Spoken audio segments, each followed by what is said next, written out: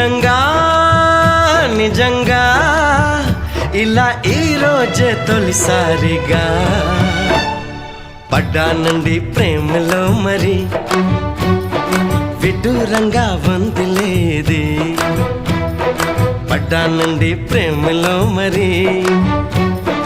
విడ్డూరంగా ఉంది లేది